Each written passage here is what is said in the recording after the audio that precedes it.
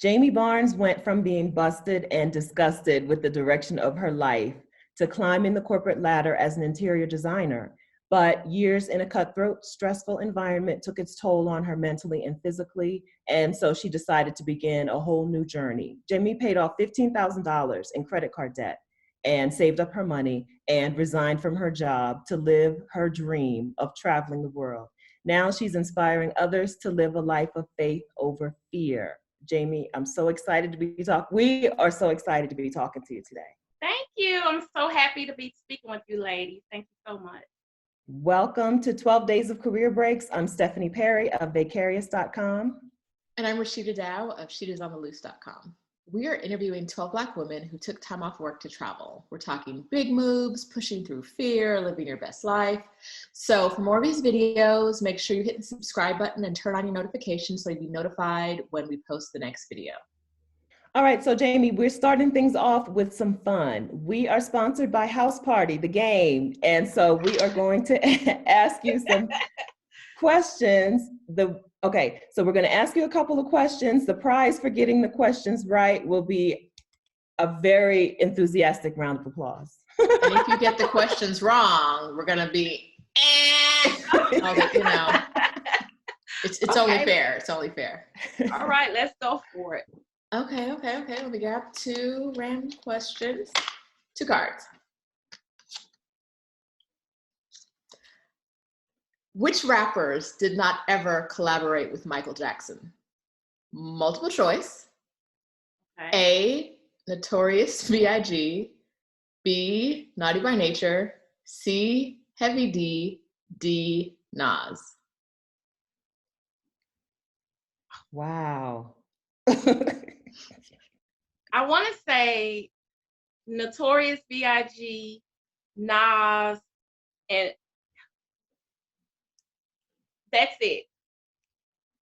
I'm thinking Heavy D didn't, but I'll just go with those 2. So you only need to get one. So you got to narrow it down to one. Okay, so let me think. Maybe Heavy D did not. Naughty by Nature was the proof. Okay, so I think before we even go any further, I don't remember any of them ever collaborating. I don't remember that. I'm like, I don't remember. No, Heavy D. Okay, go ahead. What's the answer? I think Heavy D. Wait, I'm gonna give Stephanie a chance because you've already answered with Heavy D, right? Yes. So Stephanie, what's your answer? My guess is Naughty by Nature. I think that Heavy D would have, right? Because he was that kind of guy, And so I'm going to guess Naughty by Nature did not collaborate with Michael Jackson. Wait, was this who did not or who did? Who did not? I know that. Can I take my answer back? Take your answer back. So you have Notorious B.I.G., Naughty by Nature, Heavy D, and Nas. Who did not ever collaborate with Michael Jackson? Nas. She wins. Oh, she wins the answer. Enthusiastic round of applause. Awesome. Okay. That's so okay. One day I'll have to figure out how you knew that. We'll talk off camera because I would not have gotten that. All right. That was okay. Okay. Before we go any further, where are you from originally? So I'm from Chicago originally, but I've been in Georgia forever. So I call myself a city Southern peach, because I'm a little bit city and I'm a little bit Southern. But I live in Atlanta now. Nice. We found that some of these answers depend on where you grew up. You might know more than others. So, okay. All right. In the 1995 drama, Dangerous Minds, what was the nickname that high school teacher Luann Johnson was given by her students? A, Big L. B, White Bread. C, Low Dog. D, Snowflake. White Bread.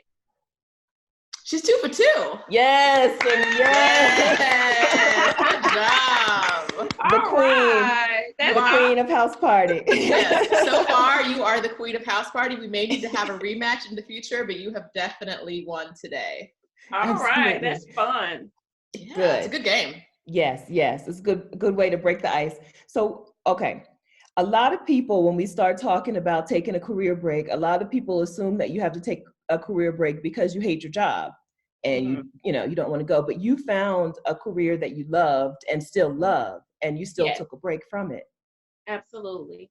So how did you find interior design first? How did this become your thing? Because obviously it's your thing by looking at your background. Stephanie. So my degree is in merchandising. So I started off with a fashion degree, and then I transitioned into design. So even when I was in college, I couldn't decide between design or fashion. I went the fashion route, but my heart was still into design. So I got into design.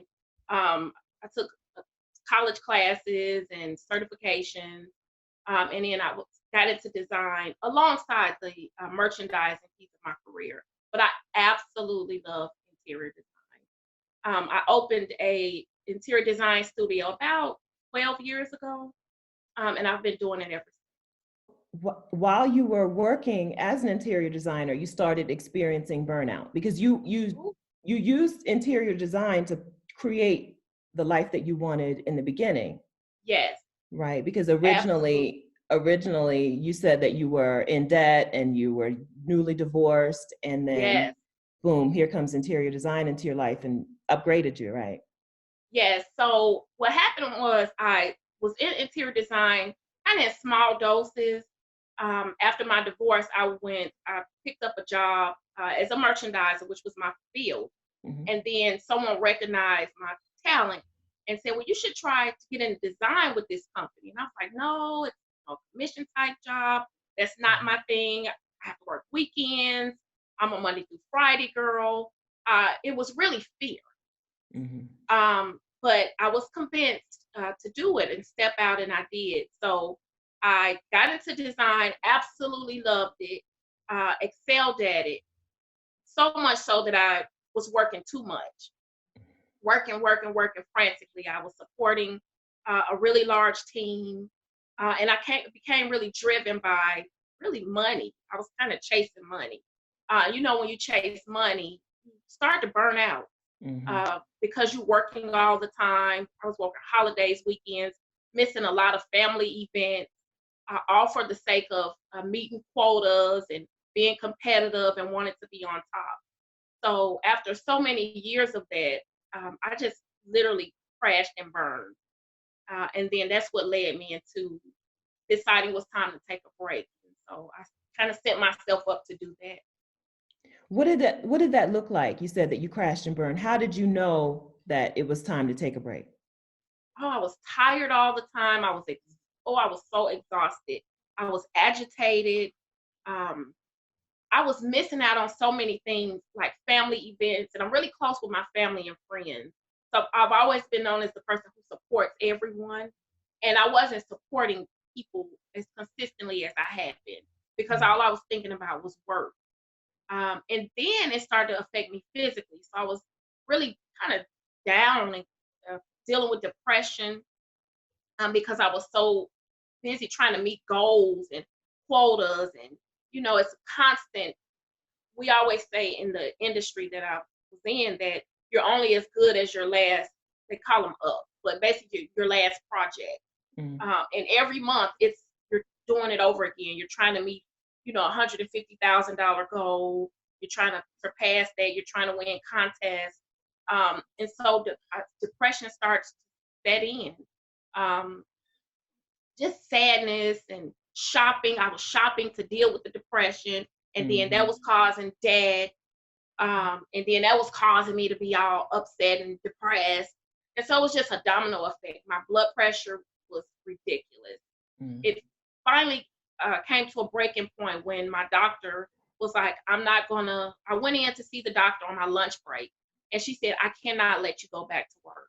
Oh. So she said, either I'm gonna have to send you to the hospital because your blood pressure is stroke level, or you go home and rest.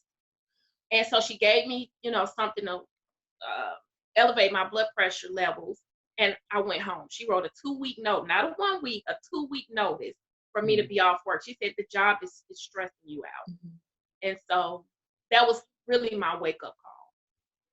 And you spoke to something that I think is a really important note for a lot of people is that you were chasing the money.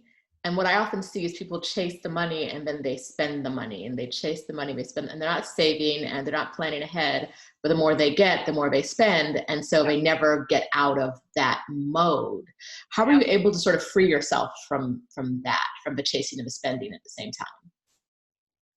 So after, things got really crazy with my health, I thought you need to do something. You need to figure out what is it in you that's causing you to want, to chase this and these cycles of, debt. And so I thought, why don't you just go see a therapist? So I went and I saw a therapist, and she was literally a godsend. I went every single week, and we just talked. It was like talking to you guys, like a good girlfriend. No judgment. It was the first time in my life that I was able to sit, tell my truth, and not be judged. So we would talk, and she would ask me, different questions. And she tapped into something one day. She said, Jamie, why are you at that job? Why are you there? And I was like, because I need to work. And she said, what is it that you really want to do? And I said, Dr. P, if I could quit my job and travel the world today, I would go. And she was like, well, why don't you do it? It was just that matter of fact. And I thought, I don't know. No one had ever asked. I said, I thought it was something you do when you're older and, retired. And she was like, I don't see what's stopping you. Why don't you just do it? She planted a seed, and that kind of kicked off things for me. And the therapy is what helped me really pull it together and get out of the depression and look at my finances and look at my life, because I wanted to go ahead and do what she suggested. I wanted to travel the world, and that's what I did. That's amazing. Sorry, Stephanie. Before I left to travel the world, I was seeing a therapist, and I told her my idea, and I sat in front of her and I tried to talk myself out of it. And she was like, you're playing yourself. Like she totally I would have let fear get in the way if it wasn't for that. And I think people always think about therapy as like a place you go when you're at your bottom, but like therapy can really take you to the next level of your life, no matter where you are. I'm always such a strong proponent of it, because like I said, I would still be at a job I didn't love. I wouldn't be at that job. I'd be at a different job I didn't love right now if it wasn't for my therapist being like, why are you making excuses? Why are you letting fear like control you? So it's nice to hear someone else having that experience. Yes. Yep. And also it's nice that she planted that seed that this is something that's possible for you. That's why we're talking today, because so many women just don't feel like it's something possible for them. And here we are, just three regular people who did the thing that we dreamed about doing. So that's why we're here. Absolutely. I agree. It's good to have people in your life who support you, and if you can't get that support from family, friends, I would suggest a counselor or a life coach or a therapist, just someone sometimes to bounce your thoughts off of, and brainstorm will literally change your life. And that's what happened for me. So I feel grateful that I took that step to kind of get myself better physically, mentally, and emotionally, and ultimately financially, to better position myself to realize my dream of travel. Where did this dream of traveling come from? I think it's just always been there. And my uncle, was a model in Sweden. So he traveled the world, and I would look at him as a kid and be like, oh my God, you're where? And he'd be like, oh, I'm in Europe, I'm in Asia. He would be all over the world, and he always sent my mom postcards everywhere he went. And I think it, again, was another seed that was sown, so to speak. This is something that you can obtain, because I had an example, even though he was, overseas most of the time, I would see those postcards, and I think it really did inspire me and encourage me. Okay. Now, before you went around the world, did you have any previous solo travel experience? I want to say a year before that, maybe a year before, I went to Colombia. It was Wow. wonderful. So my first solo trip, and I don't even remember how I ended up there. I think I looked online and it was really inexpensive. I couldn't find anyone to go with me. Most of my family and friends have children or husbands, boyfriends, whatever. I have none of that. So I couldn't find anyone to go, and I was like, I'm just gonna go by myself. And I went because it was so affordable. So I went. Before I went, I almost canceled the trip because everyone was like, Colombia, it's drug lords there. They're going to kidnap you. I was terrified. I even went to like a little lounge one day, and it was a really great, well-traveled woman. And we got to talking, and I said, oh, I'm going to Colombia. She's like, oh my God, I would never. Someone swiped my, brother-in-law's credit card there. They're known for, robbing people and killing women. It was just crazy. And I was like, maybe I should just cancel the trip. I am so glad I did not cancel my trip.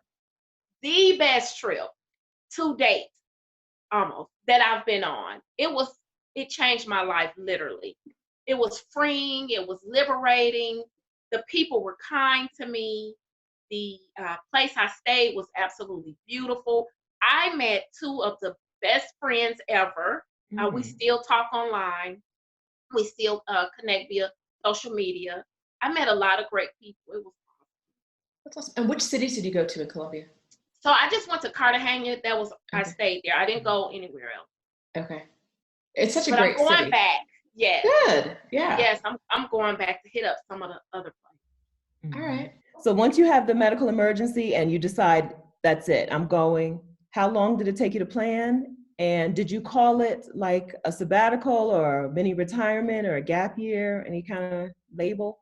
So I want to say it was a year. I planned for a year, but I really didn't. Let me tell you what I was planning to do. So the goal was that was in my head, to travel, but the goal was to pay off the debt. That was my number one focus. So I took a Dave Ramsey 9-week course. And so they had it at a church, local church. And I would go there every single week. And I was inspired and encouraged by these people who were literally debt free, including their homes and all of this. So that was my goal. So I was saving the money to pay off debt. But I went a different course when everything happened with the job.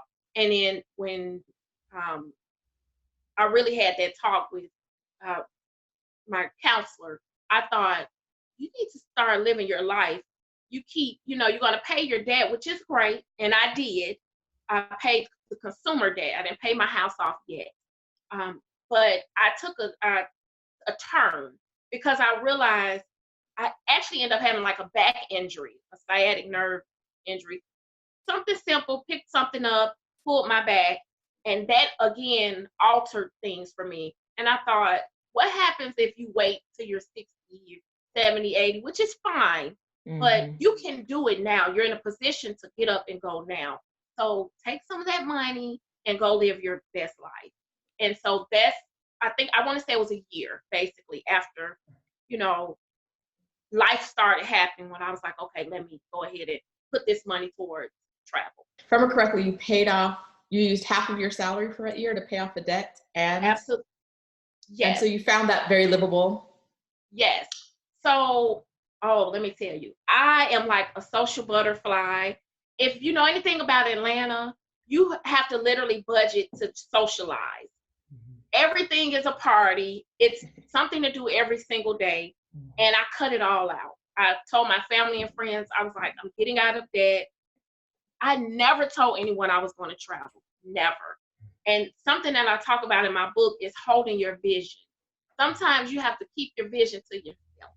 And that's what I did. So I did tell them about the debt, but I didn't tell a soul that I was going to quit my job where I was here to do nothing and just go travel. Because people, they counsel you from their own fear. And I just was like, I don't need that. I don't want any negative Nancy's. And people mean well, but it doesn't always translate that way. So I basically paid off the debt. The consumer debt was a big deal. I didn't want to go start traveling and feel the burden of credit cards, hospital bills. And so I saved half of my income by not going out, eating in, really using the budget system that I learned. And that's how I was able to save the money. And then I worked a part-time job. So I had a part-time job, and then I've always done interior design on the side in addition to my full-time job. So I was picking up clients as well. Okay. I kind of did the same thing. In 15 months, I saved $14,000. Half of that came from me just working more hours at work, overtime. It was basically like having a part-time job.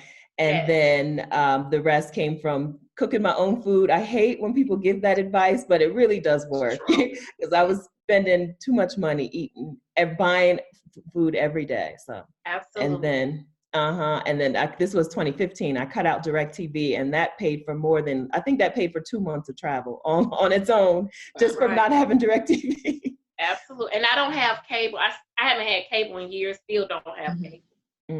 I try to streamline my life as much as possible. And it's really good to hear you say that, because I feel like we hear from women who don't think this is possible for them, and they think that there's no way to do it without sitting on a pile of cash, but it is completely possible. And I totally agree with you. Like for me, paying off debt was the first step to sort of changing my life in ways I never imagined. But I think an adventure like this is something you can do with some debt. I wouldn't recommend personally doing it with consumer debt, just like you. I feel like that's such a heavy burden on your back. Yes, it is. Yeah, I absolutely agree. I agree. It's whatever you can eliminate it. Nothing comes without a sacrifice. So there's something you're going to have to give up. Okay, you want a big house. As an interior designer, I go into beautiful homes every single day. And you realize that you're sacrificing something no matter which direction you go. So I go in these big, beautiful houses. They're absolutely gorgeous. They have to spend $20, $30, $40, $50,000 to furnish the house. People work really hard to get these beautiful things. That's the sacrifice. If you want to quit your job, you want to travel the world, whatever it is you want to do, know that there's a sacrifice involved. I love a beautiful Brahmin bag. I drive a luxury car, love a beautiful luxury car. I love nice things. It's kind of in me.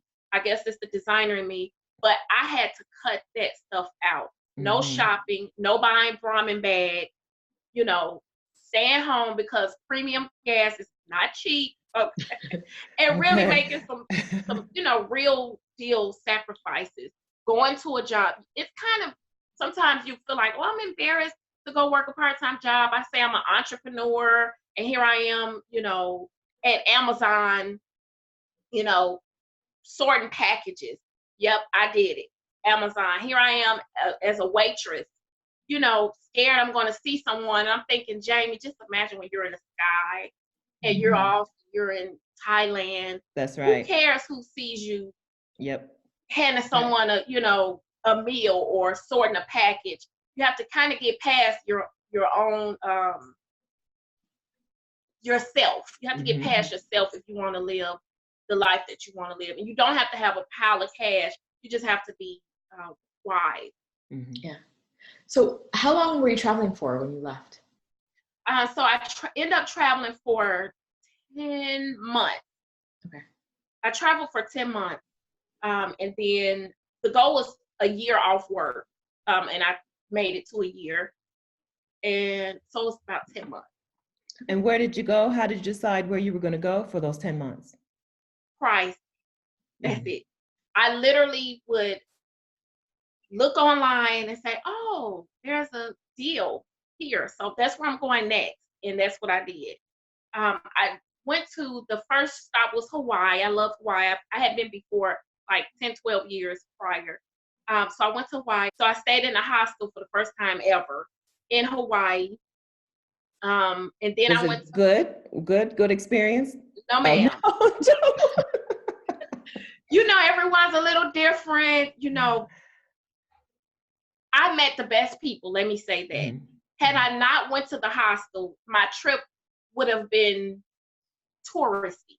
Yeah. I met people from all over Europe, Asia. It was eye-opening. The atmosphere is a little different because you're dealing with different people, and we're a little extra cleanly. So not everyone is that way. I had to go to Walmart and buy bleach and all this stuff. But anyway, that's another story for another day. Mm-hmm. So I went to Hawaii first, and then I went to Paris. I went to Turkey. I went to went to China. I went to Thailand. I went to Jamaica, Morocco, and I feel like I'm missing something. But that's. Do you mind if we ask how much money you had saved when you started the trip? Sure. So I saved $24,000. Mm. And again, that was living off half my income. That was a little bit of it. I should say, a little bit of it. I think I had like a couple thousand in the bank already. So I saved about $24,000. Eating in, not going out, hustling basically, picking up design clients, part-time job, every sacrifice possible. Some of my fun clothes and shoes I took to the consignment shop. I consigned it. I cut out certain bills. I called companies. I called AT&T. Hey, can you cut this? Can you cut this bill? Can we make some adjustments? I did everything that I could to save as much as I could. And then that $24,000 was able to get you out for 10 months, living life as you wanted to live it? No, I spent less than that because I spent less than the $24,000. I started feeling some kind of way when it got to a certain level, and I was like, "Girl, go back home and get you a job. You need to shake out of it. It's back to reality." So I ended up, I didn't spend all of it. I want to say I spent about $15,000 or less, probably a little less. I had some mishaps, like in Paris. Oh my gosh, that's a story for another day. But I missed my flight. I got on. I thought it was at one time. It was at a different time. I had to pay $800 to get back home. They would not put me on a different flight. They was like, "No, you have to pay for a flight one way back." I was sick. I cried all the way. Yeah. But things happen, and then it's hard to kind of get out of your head that you don't have a job. You're kind of used to a certain way of living. And I can honestly say I wish I had did some things differently. I wish I had stayed in more hostels and not nice hotels. I wish I didn't buy souvenirs. I literally have souvenirs still in my trunk. You know what I'm saying? It was so many things I could have done differently, and I will do differently the next time just to save money. Because I could have stayed out way longer than 10 months. So you're planning on going back out again? Another long trip? Actually, I'm planning on becoming an expat. I haven't decided where, but I've watched Shida every last one of your videos. Ooh. So I'm like, oh, okay, the update. What's going on with her? She got her apartment. This is so exciting, and I'm waiting. And then I saw where the Florida thing, and you hurt your knee, and I was like, oh no, So I've been kind of taking that journey with you. And then with Stephanie, I'm like, okay, so maybe I need to house sit. And then I watched all of you guys' videos with the other ladies who've taken their journeys. And so I think it's Shell she's doing seasonal temp work. And I'm like, maybe I should do. And then one of your ladies, I've kind of been inspired by her as well. So I am doing my research now to figure out where I want to go. And then how much that's going to cost. Yeah. And Stephanie has such great resources on her channel for people who want to work and fund their adventures through doing some kind of labor outside of their hometown, wherever that may be. And it's been a resource for me too. She's got me thinking about house sitting. I'm not quite there with her in hostels yet. I'm not quite there. If you're like a germaphobe, you wouldn't be able to have it. I'm telling you, there were like critters. No, Jamie, don't do No, I'm just saying the one hostel that I don't went tell to. her that. Stephanie, the one hostel that I went to, it was horrible. And I was like, what is this? But I'm not going to let it stop me because I met women or young girls, a lot of young people, they just fearless. Yeah. So a lot of them are like, oh, I stayed in a hostel in, I did go somewhere else. I went to Budapest on a solo trip. Okay. Another one of my favorite places. I met some girls there who were staying at a hostel, and they were like, how much are you paying at, I think I was at the Sheraton or something. Ooh, girl. And they were like, I had a friend that, hooked me up, but still it was expensive. And they were like, oh, we're only paying $30. And we're going to Prague tomorrow and all these other places. So they say that the hostels in Europe are really nice. Mm-hmm.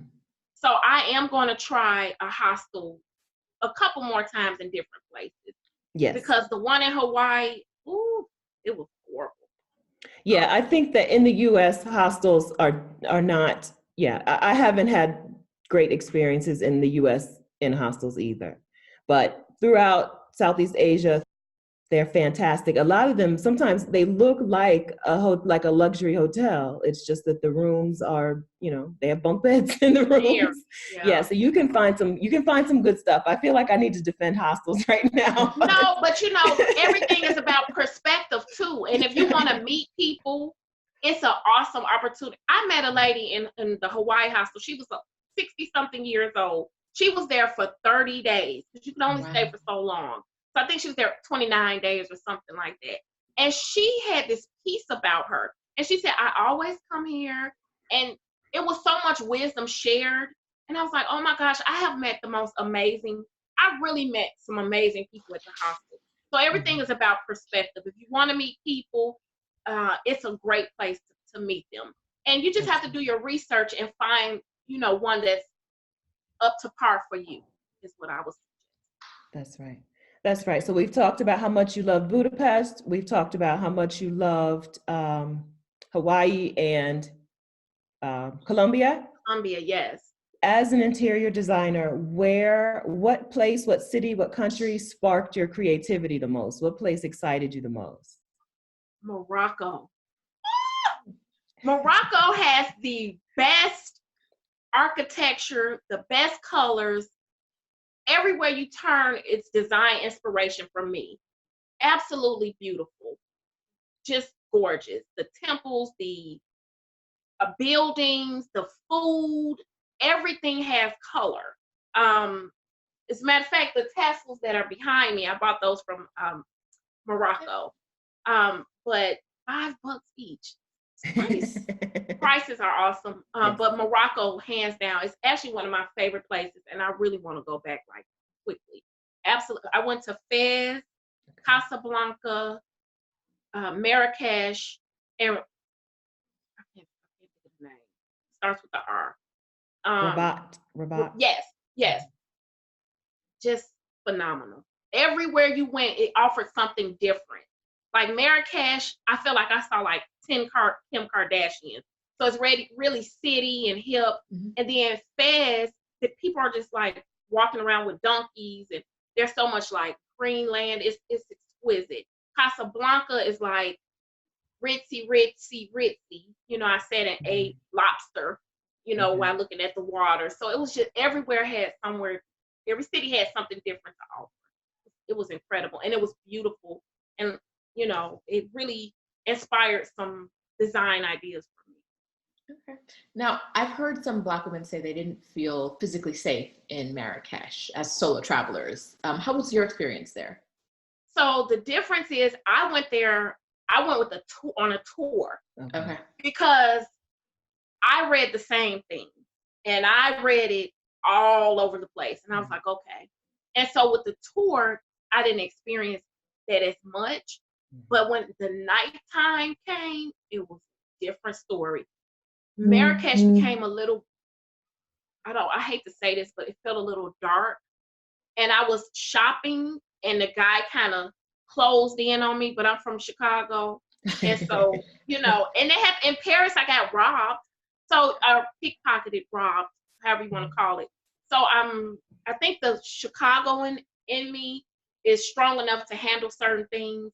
But yeah, at Marrakesh at night, it gets a little different, and you need to go find somewhere to be, you know. Mm-hmm. All right. Were there any other cities where you were like, maybe this city just, isn't for me? Paris. I have to do a redo with Paris. And Paris, I had heard stories about pickpocketing, so I tried to be really mindful. And so I had a system going when I was taking my pictures. The first day that I got there, it was raining, it was cold, I was tired, but I was determined to get to the Eiffel Tower. So I walked to the Eiffel Tower. I had a system where I had my tripod and my wireless remote. So I would take a picture, thinking I'm Tyra, and then I would look to check my bag, take a picture, look for your bag, because I knew, it could be a little sketchy. Well, the last time I looked for my bag, it was gone.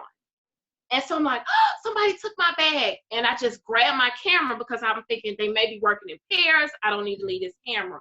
And I look around and I see the guy with my bag on his shoulder. And Chicago again came out, and I went a little berserk, and he dropped my bag. So I remember you talking about that. Yeah, he dropped my bag. And she took her bag back from the pickpocket. Give me my bag. Did you get everything back, or had he taken stuff out? No, he didn't have time. I was on him. So I saw him look, and the look in my eye that I gave him, he said, let me drop this lady's bag. And he dropped the bag. He didn't take anything out, but everything was in that bag. My passport, my boots, because I was just being foolish.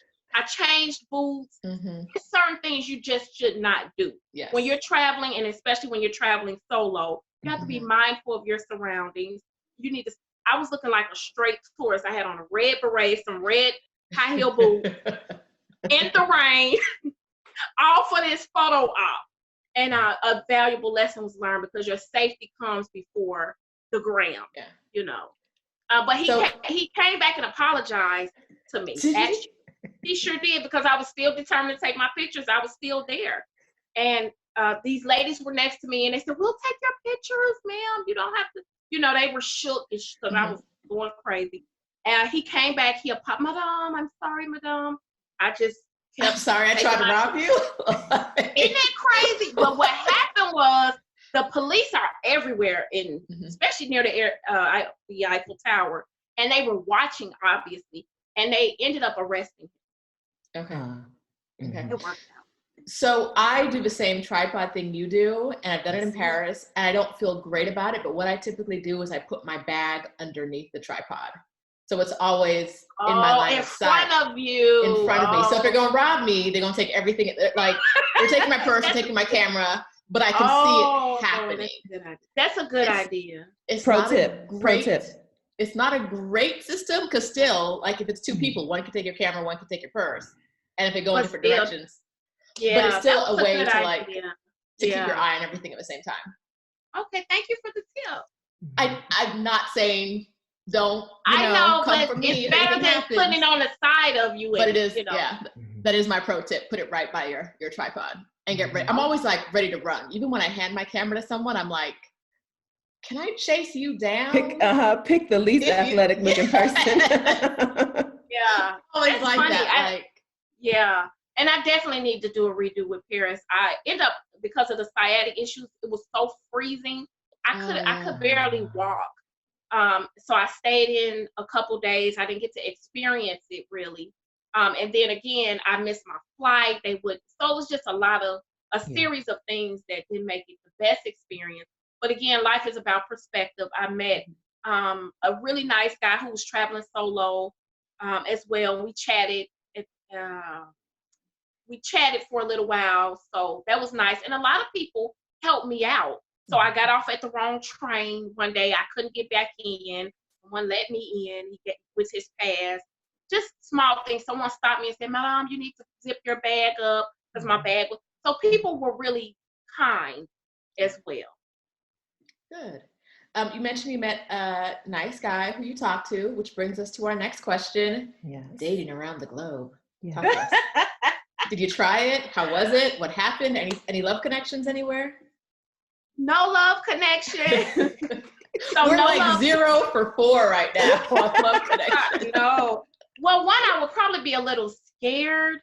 To be honest, I'm not scared of a lot of things, but dating in a different country, when I'm there just for a couple days or going out with someone, I'm a little, I'd probably be a little hesitant about it. So I never even thought to go on like Tinder or anything because I just want to kind of take in the places. I'm a little more well-traveled now, so I may give it a try the next time. And then like in Jamaica, you don't even have to do that because the men are holding your hands, walking you across the street. You're just treated like a queen in certain places anyway. But no dating. No dating. This isn't specifically dating related, but another related question. Did you get lonely while you were traveling? I got lonely one time in all that travel, and I remember the moment. So when I was in Casablanca, I don't remember the name of the restaurant. It was gorgeous, and there was so many people there linked up.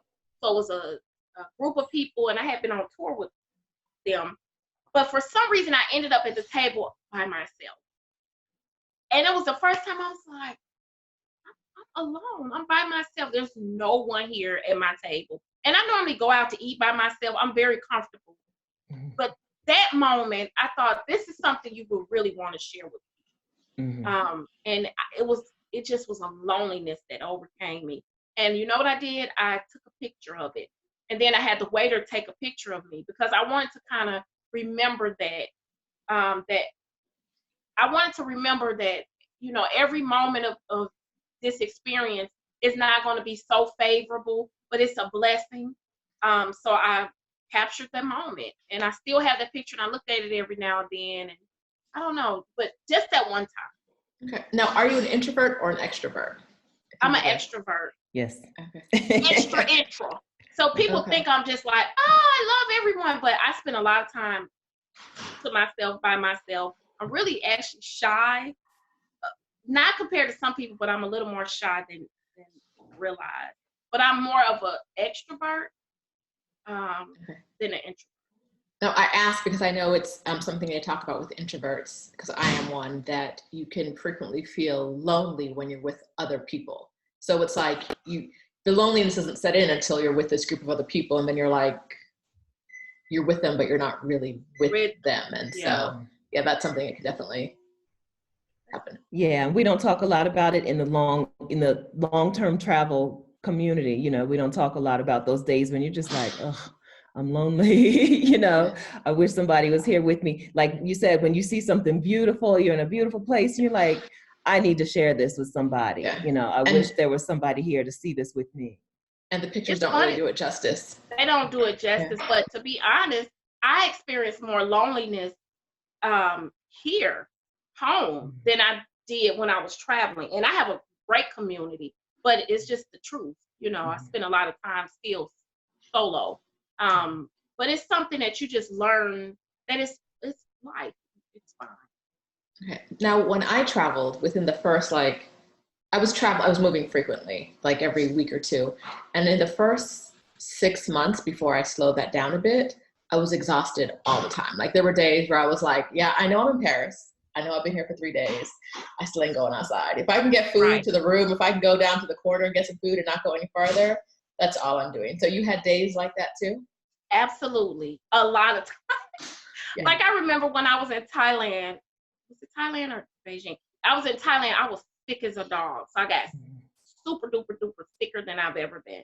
And after that, I don't know what happened, but I was tired and I was like, yeah, I'm just going to stay in today. I don't remember how long I stayed there, but there were plenty of times where I just stayed in the hotel because I was just tired. Going from, like you said, from place to place, it can be exhausting, but it's a good problem to have, you know. And so I, get my rest, refuel. I'm a queen of naps. I love a good nap. And then I get back in. Okay, good. We hear so many people talk about all the good things that come with traveling, but I think we do people a disservice if we don't set the expectations about the fact that there are things that you aren't going to enjoy when you're traveling all the time. So. Like not being able to brush your teeth with the water, you know, and like I said, getting so sick for like literally 4 days I was in the bed. And I literally actually stayed in the bathroom. That's how sick I was in Thailand. And you just have to kind of deal with those things because it happens.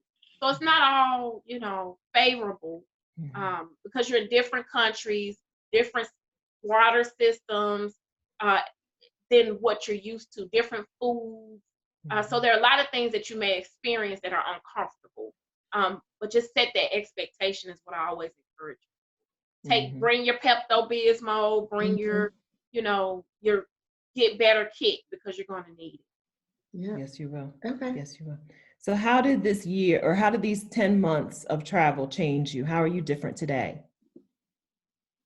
I just see everything differently. I used to complain about my house. I said, it's just so small. I call it the little sugar shack in a good way. But I always complain. Now I'm just grateful for everything I have. When you've been places and you see things, you appreciate what you have. So I've been able to appreciate what I have. It allowed me the opportunity to realize my other dream which was to write a book. And I did that about 3 months into the travel. Just one day it hit me, you know, and it was put on my heart to do it and to share with people about fear and fearlessness and having faith. And I did it. So if I had not traveled, I don't think I would have wrote the book. I don't think I would have been able to inspire people. I don't even think I would have had as much confidence as I do now. So it's been very rewarding. That's great. The best ideas come to you when you have downtime, and we just don't have downtime built into our lives. So who did you write the book for? Tell us about, your book is Glam Around the Globe, and it's behind you. We can see it over your shoulder. Yes. Tell us who you wrote it for. Sure. And I'm going to talk and walk and talk because I'm scared my battery is going to die. Okay. But I wrote the book. I wrote the book for people who were kind of afraid to step out of their box. I wrote the book for people who were in debt. I wrote the book for people who, you know, were experiencing debt. There's a budget guide in the book. There's affirmations in the book. There's scripture. It's a faith-based book, so there is scripture in the book. There's a lot of journaling in the book, so I carved out a lot of space for people to journal. Just people are wanting to step out of their box. And that's Glam Around the Globe. We are going to link to it in the description. Jamie's book. So you heard her. You heard who she said it's for. It's for you, basically, is what she just said. She wrote the book for you. Yes, absolutely. And you're also coaching? Yes. So I am coaching. My platform is Fearless Living. So my goal is just to inspire other people, to empower and to encourage them to live a fearless life. So I'm here to kind of motivate and coach through that process. Not on phase if you want to, you know, leave your job, if you need to save money, wherever it is you are in life, I'm kind of here to kind of coach you through those things. So, and the book I use as a guide to do that. Okay, that's awesome. Yes. So I know that this was traveling and leaving everything behind was a big step for you. Did you have any hurdles to get past? You said you were single, so you weren't leaving a relationship behind. Right. Is this the same house you were in before? Yes. So I'm still in my house. And I've been here 18 years. I'm probably going to be going. Gosh. Yeah, I've been a homeowner for 18 years. So I love my house. I think I'll probably keep it. Even if I decide, like when I decide to move, I'm thinking about just renting it out. Because it's, you know, I've been here so long. It's affordable. You know, you don't have to go work a whole 20 jobs to keep it up. So I think I am going to stick around and keep my house. Were there any other considerations you had before, but you had to sort of, or what's the word I'm looking for? Any hurdles in your way to going? Just the house, to be honest. Just letting go of what you think in your mind you should I should have a house. I should have my car. I should have all these things that everyone else has. Why would I struggle with that. Part of me, the glam girl in me wants, a new, nice, big house, or to keep my house and, keep my lifestyle, so to speak. But the other part of me, I don't want to work for people for the rest of my life. I don't want you to tell me that I can't take a break, or I can't go to, as Stephanie let the world know, that she can't take a vacation. No, I want to be able to live my life on my own terms. And so the struggle or the hurdle is just that. Deciding, making the decision, and really owning that decision and accepting the sacrifices that come along with that decision, because it's going to be some sacrifices. Yes. And right now, I'm going to keep looking. I think I have a few more of your videos to look at, Shida, about, am I going to give up, like I said, the house? Am I going to rent it out? What am I going to do with this house? That's literally my biggest hurdle. The other hurdle is my degree is in merch fashion. So I'm like, well, okay, if I go to Vietnam, or if I go wherever I go, where am I going to be able to utilize my design background? Do you understand what I'm saying? Typically, nurses, educators, in my mind, these are the people who are traveling, able to travel and pick up work. And I'm like, Jamye, you're an interior designer. You're not a nurse. You're not an educator. Are you going to be able to find work? So even though we've traveled, and we still have our fears, and hurdles, if you will, like everyone else. Well, and one of the things that Stephanie and I have talked about before is that so many people in the U.S., like that cycle we talked about before, are working very hard to afford to live in the U.S. And one of the things I'd ask you to consider is whether, if you move to Vietnam, do you need to do the work you're doing to make an income to live in Vietnam? Or can you coach online part-time and make enough money to live a very comfortable, to live in the same comfort, maybe not the same luxury, but the same level of comfort that you are? Can you switch in a way that's still meaningful to your life, that allows you to jump out of the rat race a little bit, so you're no longer working to live in that same way? That's an excellent question. And that's what I'm honestly looking at and evaluating now. Like, okay, you wrote a book about faith. You wrote a book about fearlessness.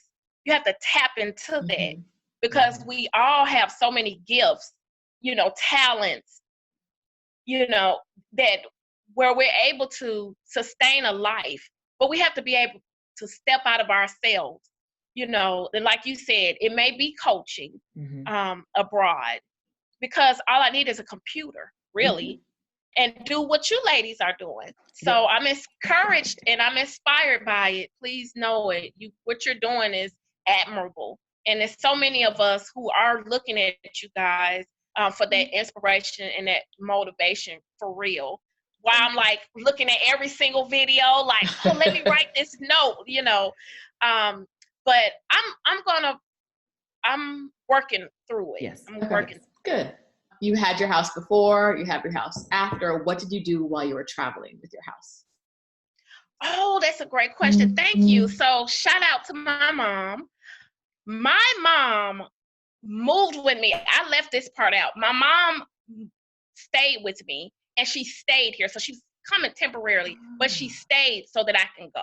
Oh, a mother sacrifice. Yes. That's wonderful. Yes. And that's also how I was able to save up a little more, because my mom stayed and she paid, a little something, which allowed me to save a little something. So my mom, I'm her only child. So she's just that mom. And I feel so fortunate to have had her be supportive during this time. But she stayed at my house while I was gone. Okay. She's gone now. She has her own place and all that. But I'm thinking about saying, Mom, do you want to move back? and that's awesome for you, and because you want to stay in the house. But it's a conversation we have with people who think about moving, who feel like they can't because they have a house, but you can always rent it out or sell it or Airbnb it or get some sort of manager to look after it while you're gone. So there are a lot of different options people can take if they don't have a mom who's willing to come in and right. live And in their house. I think my mom's over it too. So I'll have to figure out a different avenue. Yeah. But it's definitely one of the things that gets you on the road faster is thinking of creative solutions like you did for those hurdles, like identifying what the roadblocks are and coming up with something that some creative solution that allows you to get past it.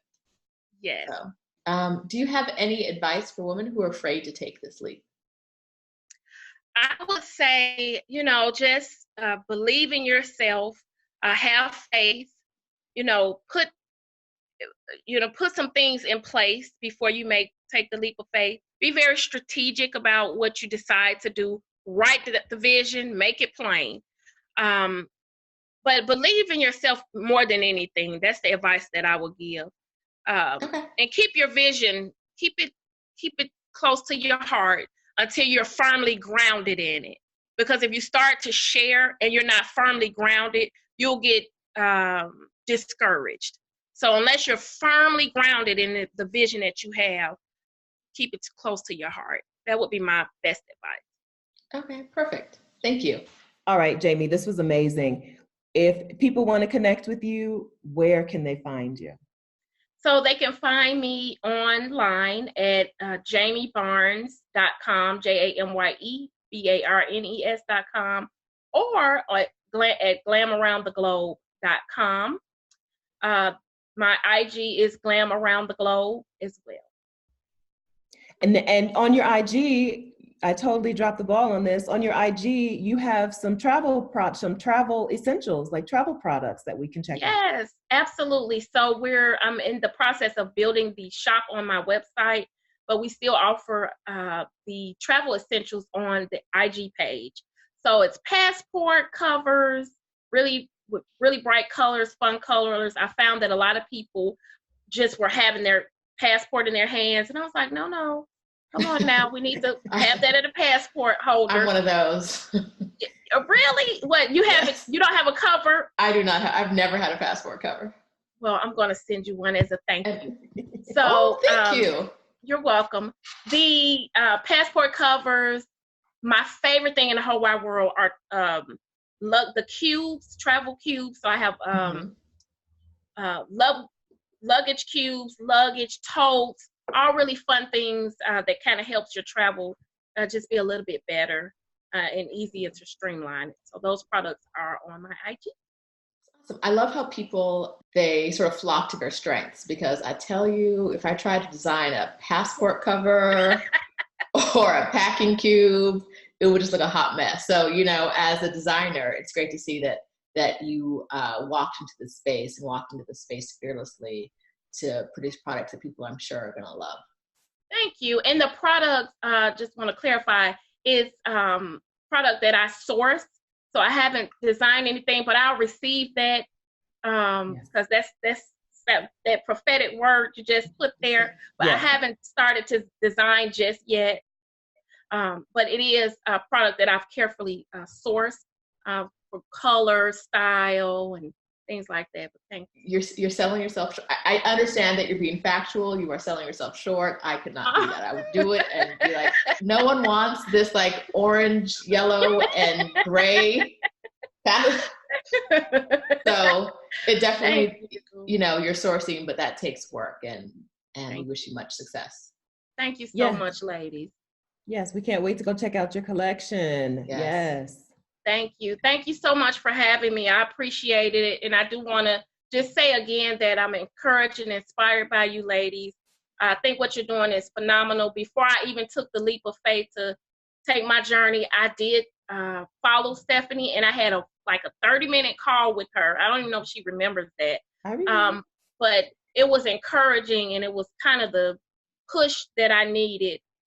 So thank you so much for what you're doing in the travel industry and just with your lives in general. Thank you so much. Thank you, Jamie. And thank you for being here and helping us spread the good word. Thank you so much. Bye.